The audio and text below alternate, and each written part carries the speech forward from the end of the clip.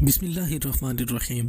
بعض اوقات کسی بڑی زیادتی سے بچنے کے لیے چھوٹی زیادتی سہنی پڑتی ہے، بالکل ویسے جیسے زخم کی صفائی کے لیے ہمیں وہاں گہرا کٹ لگانا پڑتا ہے۔ جس طرح لیمو کی ایک بوند 1000 لیٹر دودھ کو برباد کر دیتی ہے، اسی طرح انسان کی ایک انا اچھے سے اچھے رشتے کو برباد کر دیتی ہے۔ جو محبت ماں باپ کی عزت قربان کر کے حاصل کی جائے وہ کسی کو خوش نہیں رہنے دیتی۔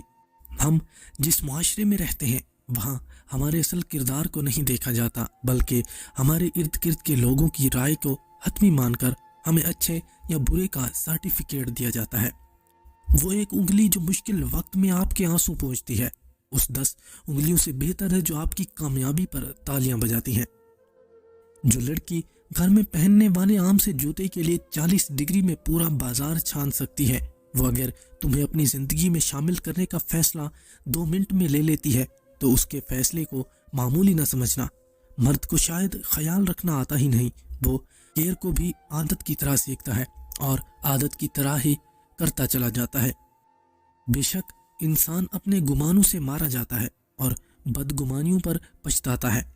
بے شک انسان خسارے اور شرک کا سودا بڑے ہی فخر سے کرتا ہے۔ بے شک غرور اللہ کی صفت ہے اور اس کے علاوہ کسی کو نہیں سجدی۔ ہم انسان ہر کسی کے لیے ایک نیا اور الگ زاویہ رکھتے ہیں۔ ہو سکتا ہے کہ کسی کے لیے میں خود پسند اور مغرور ہوں اور کسی کے لیے میں اپنا اور مہربان ہوں۔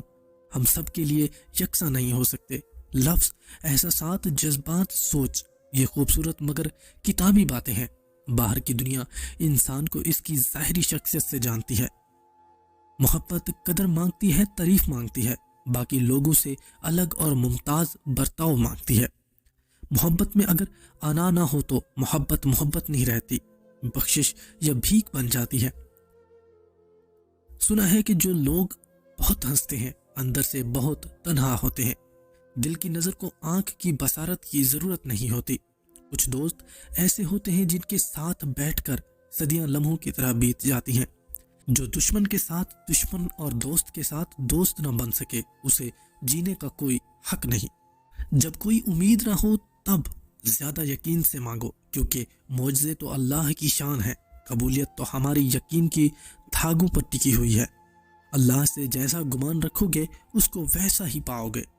انسان کے لیے سب سے مشکل مرحلہ وہ ہوتا ہے جب اس کا دل کسی چیز کی گواہی دے رہا ہو مگر اس کی زبان خاموش ہو، جب اس کا دماغ چلا چلا کر کسی چیز کی صداقت کا اقرار کر رہا ہو مگر اس کے ہونٹ ساکت ہوں۔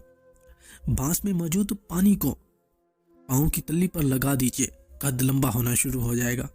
انسان کو اپنی بے بسی کا اندازہ تب ہوتا ہے جب وہ کسی کو دیکھنے کے لیے ترس جاتا ہے۔